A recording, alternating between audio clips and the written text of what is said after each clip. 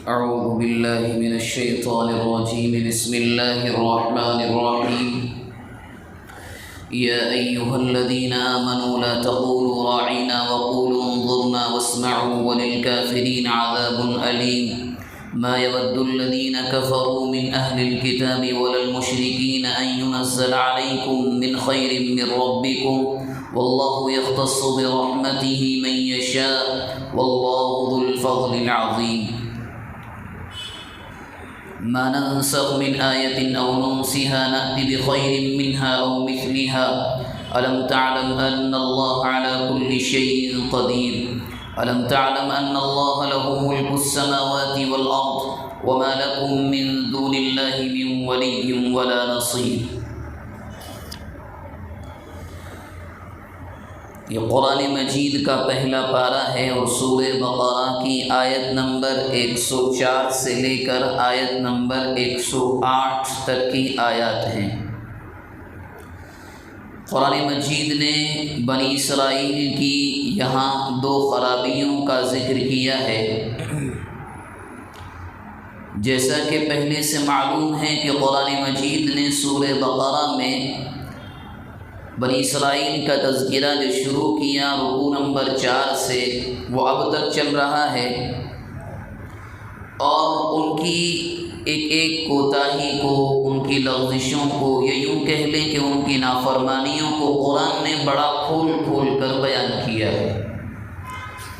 اب بنی اسرائیل چونکہ اپنے حسد کی بنیاد پر اللہ کے نبی پر ایمان تو لے کر نہیں آئے، تو وہ موقع تلاش کرتے تھے کہ کیسے نبی اکرم صلی اللہ علیہ وسلم کی نعوذ باللہ وہ بے عزتی کریں، بے احترامی کریں، آپ کی شان میں گستاخی کریں۔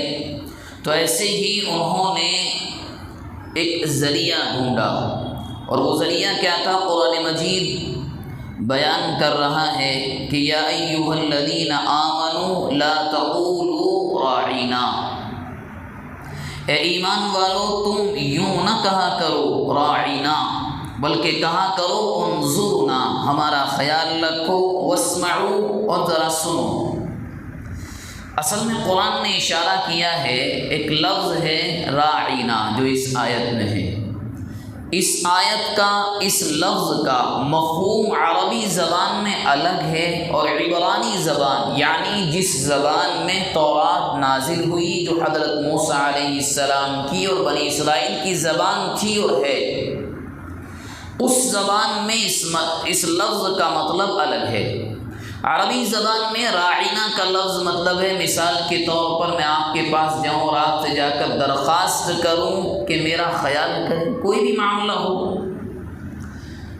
اور عربی زبان میں اس کا مطلب ہوتا ہے کہ کسی کو نیچا دکھانا، بے وقوف سمجھنا نہیں۔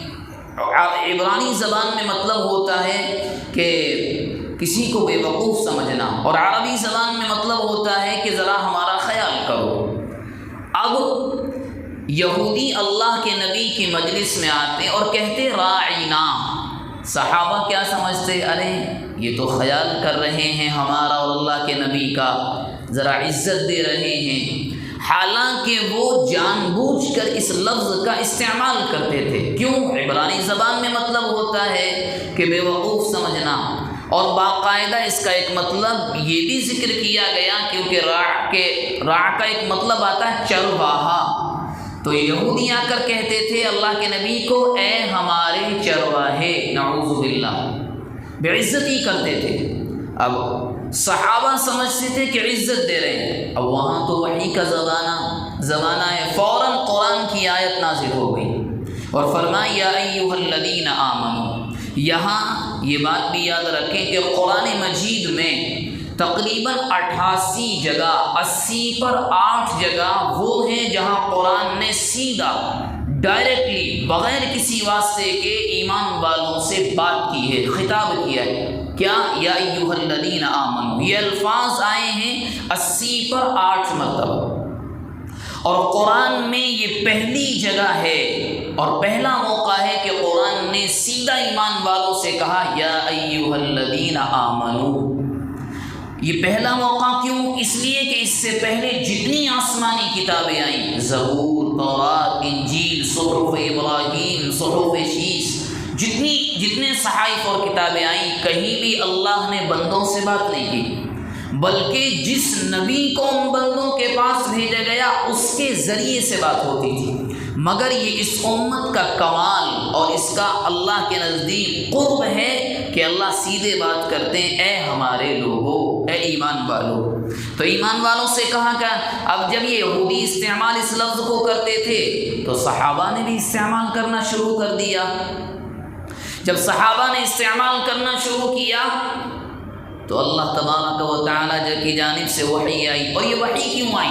یہودی یہاں رعینہ کا لفظ استعمال کر کے یہاں یعنی اللہ کے نبی کی مجلس، آپ کے دربار میں، مسجد نبوی میں باہر جا کر مذاق بھی بناتے تھے۔ ارے دیکھو، ان کو معلوم بھی نہیں ہوا، ہم ان کی بے عزتی بھی کر کے آ گئے۔ اب اللہ تو علیم بذات الصدور ہے، یعلم خائنۃ الاعین ہے، فوراً وحی آئی، ایمان والوں اس لفظ کا استعمال نہیں کرنا ہے۔ کیوں؟ گرچہ عربی زبان میں اس کا مطلب صحیح ہے، لیکن اس موقع پر تمہارے جو دشمن ہیں، آستین کے ساتھ ہیں، وہ تمہارے آقا اور ہمارے نبی کی بے عزتی کے لیے اس لفظ کو استعمال کر رہے ہیں۔ بلکہ قرآن نے الگ لفظ دیا کہ تم اللہ کے نبی سے تمہیں کوئی درخواست کرنی ہے تو یوں کہا کرو، اللہ کے نبی انظرنا واسمعوا، اور صحابہ سے کہا گیا غور سے سنو، اس کو چھوڑنا نہیں ہے، یعنی انظرنا کو کہنا شروع کرو اور راعینہ کو چھوڑ دو۔ اور قرآن نے اعلان کیا وَلِلْكَافِرِينَ عَذَابٌ عَلِيمٌ، جو لوگ یہ حرکت ہمارے نبی کے ساتھ کر رہے ہیں، نمبر ایک تو وہ کافر ہیں، اور دوسرا ان کے لیے ہم نے دردناک عذاب تیار کر رکھا ہے۔ اس کے بعد فرمایا ما يود الذين كفروا من اهل الكتاب ولا المشركين ان ينزل عليكم من خير من ربكم، کہ بات بھی یاد رکھو، نہ تو کفروا من اہل الکتاب، جنہوں نے ہماری آیات کا، ہمارے قرآن کا، ہماری شریعت کا انکار کیا، چاہے وہ اہل کتاب ہوں، اہل کتاب یعنی یہود و نصارہ، چاہے مشرکین ہوں، وہ نہیں چاہتے ان ينزل علیکم من خیر من ربکم، کہ تمہیں تمہارے رب کی جانب سے کوئی بہترین چیز ملے، کوئی سوغات ملے، کوئی خوشخبری ملے۔ یہ قرآن نے اس لیے کہا کیونکہ یہودی اور دوسرے لوگ بھی طعنہ دیا کرتے تھے، ارے دیکھو یہ اللہ کے نبی ہیں، صحابہ کو کہتے تھے یہ دیکھو یہ محمد کے ماننے والے ہیں۔ قرآن نے کہا یہ ایسا کرتے ہی رہیں گے، کیوں؟ ان کا دل یہی چاہتا ہے، یہ چاہتے ہی نہیں ہیں کہ تمہیں کوئی اچھی چیز ملے۔ اور یہ بات یاد رکھیے گا کہ یہ چیز شاید تا قیامت تک کے لیے ہے۔ موجودہ حالات میں، خاص طور پر اپنے ملک کے حالات میں آپ دیکھیں، کوئی بھی کتنا بڑا کسی بھی اعتبار سے بن جائے، چاہے وہ کتنا مالدار، کتنا نیک پارسا ہو اپنی مالداری کے باوجود، چاہے مالداری میں ہو یا عہدوں کے لحاظ سے سیاست میں ہو یا غیر سیاست میں ہو، اگر معلوم ہو جائے کہ مسلمان ہیں تو بغیر کسی ریزن کے کیا نشانہ نہیں بنایا جاتا۔ قرآن نے 1400 سال پہلے کہہ دیا تھا کہ یہ کبھی نہیں چاہیں گے تم اچھے رہو، تمہیں اللہ کی جانب سے کوئی نعمت ملے، کچھ بھی ہو جائے یہ نہیں چاہیں گے۔ اور اس آیت کی روشنی میں تمام چیزیں آ گئیں۔ کسی کمپنی کا جو مالک ہے وہ مسلمان ہو، نام ذرا مشہور ہو جائے تو بغیر کسی وجہ اور ریزن کے نشانہ بنایا جاتا ہے۔ کھل کر کسی پارٹی کا کوئی مسلم لیڈر کیوں آگے نہیں بڑھتا؟ کیوں؟ اسی بنیاد پر وہ چاہتے ہی نہیں ہیں۔ یہ قرآن نے کہہ دیا ہے کہ یہ لوگ کسی اچھی پوزیشن میں آئیں، قرآن نے صاف کہہ دیا یہ چاہیں گے بھی نہیں، لیکن قرآن نے آگے کہا واللہ ذو الفضل العظیم، یہ چاہے نہ چاہے دینے والے ہم ہیں، فضل کا مالک تو وہ ہے۔ اس کے بعد قرآن نے ایک الگ مسئلہ ذکر کیا، جو آنے والی آیات ہیں ان میں فرمایا ما ننسخ من آیت، کہ ہم کسی آیت کو منسوخ نہیں کرتے ہیں، نسخ کے معنی عربی زبان میں آتے ہیں کسی لغوی اعتبار سے ختم کر دینا، مٹا دینا، اور شریعت کی زبان میں نسخ کہتے ہیں ایک حکم پہلے سے تھا اللہ کی جانب سے، اس کی جگہ دوسرا حکم آ گیا، اس کے بالکل مشابہ، اس کے جیسا، یا اس کے جیسا بھی نہ ہو تو پہلے حکم کو ختم کر کے دوسرا حکم لے آیا گیا۔ اب ہوا یوں کہ اللہ کے نبی سے کہا گیا، اللہ کے نبی اب آپ نماز پڑھیں گے بیت المقدس کی طرف نہیں، بیت اللہ کی جانب۔ یہودیوں نے اس کو اچک لیا اور یوں کہا دیکھو کیسی شریعت لے کر آئے ہیں، پہلے قبلے کو ختم کر دیا، منسوخ کر دیا، یہ کیا ہے؟ تو قرآن مجید نے جواب دیا تم نے جو اعتراض کیا ہے سنو، ما ننسخ من آیت او ننسها نأتی بخیر منها او مثلها، ہم کسی آیت کو ختم یا زائل نہیں کرتے ہیں مگر یا تو اس کو بالکل بھلا دیتے ہیں، کسی کے ذہن میں وہ آیت نہیں رہتی، یا ہم ایسا کرتے ہیں کہ اس آیت اس حکم کی جگہ کوئی اسی کی طرح حکم لے کر آتے ہیں یا اس سے بدلا ہوا لے کر آتے ہیں۔ مثال کے طور پر ایک زمانے تک یہ حکم تھا نبی اکرم صلی اللہ علیہ وسلم کو کہ جو مکے سے عورتیں آئیں اور آ کر کے وہ یہ دعویٰ کریں کہ ہم ایمان والی ہیں، فامتحنوہن، تو ان کو جانچو اور پرکھو، لیکن یہ حکم ایک مدت تک کے لیے تھا، ایک طے شدہ وقت۔ اس کا ذکر قرآن نے 28ویں پارے میں کیا ہے، یا ایھا النبی اذا جاءک المؤمنات یبایعنک علی ان لا یشرکن باللہ شیئا ولا یسرقن ولا یزنین ولا یقتلن اولادہن، اس میں ایک لفظ قرآن نے استعمال کیا فامتحنوہن، اللہ کے نبی ان کو جانچ بھی لینا کہ ایمان والی بھی ہیں کہ نہیں، یہ یوں ہی آ گئی ہیں کہ ذرا اسلامی حکومت اور سلطنت اور بڑھ رہی ہے، کہیں ایسا تو نہیں اس بات کو دیکھ کر آ گئی ہوں کہ اونٹ ذرا دوسری کروٹ بیٹھ رہا ہے، ذرا جھکاؤ دنیا کا مسلمانوں کی طرف ہونے لگا ہے۔ تو مثال کو دینے کا مطلب یہ ہے کہ بعض احکامات ایسے ہوئے ایک وقت تک تھے، ختم کر دیے گئے۔ نکاح متعہ کا مسئلہ جس کو شیعہ لوگ آج بھی جائز کہتے ہیں کہ بھئی جنگ کے اندر گئے تھے تو شریعت کے اندر جائز کیا گیا تھا کہ تم جس جگہ جا رہے ہو وہاں کسی مال کے ذریعے سے ایک مدت تک کسی عورت سے نکاح کا کرنا جائز ہے، مگر بعد میں اس کو منسوخ کر دیا گیا، ختم کر دیا گیا، پوری امت کا اجماع ہے۔ تو قرآن یہاں یہ کرائے کہ تم جو یہ کہہ رہے ہو کہ ہم ایک حکم کو ختم کر دیتے ہیں دوسرے حکم کے ذریعے سے، کرتے ہیں مگر اس کی جگہ دوسرا لے کر آتے ہیں، ہم دوسرا لے کر آتے ہیں۔ اور دنیا کے اندر کیا ہوتا ہے، نمبر 1 انسانوں کے قانون میں ہوتا یہ کہ کوئی قانون بنا دیا، بعد میں پارلیمنٹ میں فیصلہ ہوا ارے یہ تو بھول سے بن گیا تھا، اس میں رد و بدل کرو، اس میں تبدیلی کرو۔ یا یہ ہوتا ہے کہ ایک قانون بنا دیا 10 سال کے بعد حالات دوسرے آ گئے کہ حالات کے اعتبار سے اب بدلنا پڑے گا، 2 قسمیں۔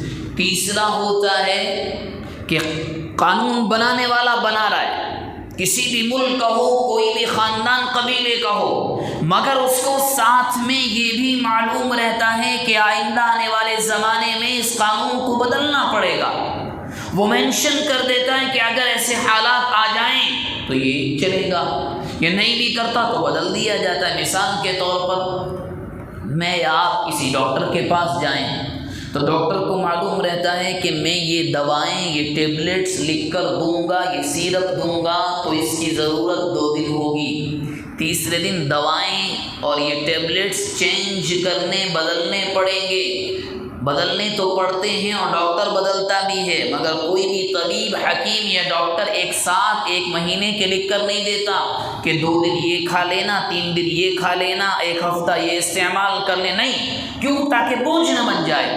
اب یہ جو 3 قسمیں میں نے ذکر کی ہیں، ان میں سے آخری والی اللہ تبارک و تعالیٰ کے یہاں پائی جاتی ہے، اور مسلم شریف کی روایت ہے لم تکن نبوۃ قط، کہ کوئی نبوت ایسی نہیں رہی، یعنی جتنے نبی آئے انہوں نے آ کر کے کوئی نہ کوئی حکم پہلی والی شریعتوں کا منسوخ کر دیا گیا۔ مثال کے طور پر ہمارے اور آپ کے یہاں عورتوں کی عدت کتنی ہے؟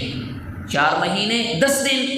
پہلے کتنی تھی؟ 1 سال. اس کو منسوخ کر دیا گیا. پہلے قبلہ بیت المقدس تھا، اب بیت اللہ کر دیا گیا. تو قرآن کہہ رہا ہے کہ پہلے تو یہ سنو کہ اگر ہم کوئی چیز ختم کرتے ہیں تو اس کی جگہ دوسری لے کر آتے ہیں. اور دوسرا کہا الم تعلم ان اللہ علی کل شیء قدیر، ہم بنانے والے، ہم ختم کرنے والے، کیا تم اتنا نہیں جانتے ہم ہر چیز پر قادر ہیں؟ اور جو بادشاہ ہو وہ مصلحتوں کو نہیں دیکھا کرتا کہ اس کو کیا نقصان، وہ جانتا ہے. اور اس کے بعد کا سنو الم تعلم ان اللہ لہ ملک السماوات والارض، منہ کھولا، تم نے اعتراض کر دیا. کیا تم یہ نہیں جانتے کہ زمین و آسمان میں خاص طور پر بادشاہت تو ہماری ہے، ہم ہی تو مالک ہیں. اور سنو تم اعتراض کرتے رہو وما لکم من دون اللہ من ولی ولا نصیر، یاد رکھو اللہ کے علاوہ تمہارا کوئی ولی اور مددگار بھی نہیں ملنے والا. تم اعتراض کرتے رہو، سب کچھ ہم ہی ہیں، ہم بناتے ہیں پھر منسوخ کر دیتے ہیں. قرآن مجید کی ان آیات میں 2 چیزوں کی جانب قرآن نے اشارہ کیا. ایک تو وہ جو یہودی مذاق بنایا کرتے تھے، مسلمانوں کو معلوم نہیں ہوا. اور دوسرا یہ کہ اگر کوئی اور یہ بھی یاد رکھیں کہ کتاب اللہ کے اندر کوئی امت کا اجماع ہے کہ نسخ و منسوخ ہوا ہے. یعنی ایک حکم آیا، کچھ مدت تک تھا، اس کو ختم کر دیا گیا، نیا آ گیا. مگر قرآن میں ایسی کوئی آیات موجود نہیں ہیں کہ جن کا حکم منسوخ کر دیا گیا ہو.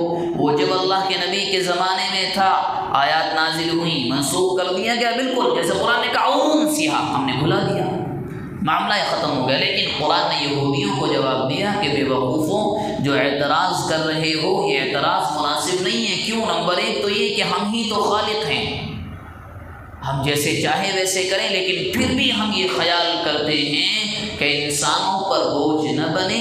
جس زمانے میں جس قانون کی ضرورت ہو ہم اسی کے اعتبار سے قانون کو بنا دیتے ہیں. جو باتیں ان آیتوں میں آئی ہیں، اللہ تبارک و تعالی سے دعا فرمائیں کہ اللہ تبارک و تعالی عمل صالح کی توفیق مرحمت فرمائے.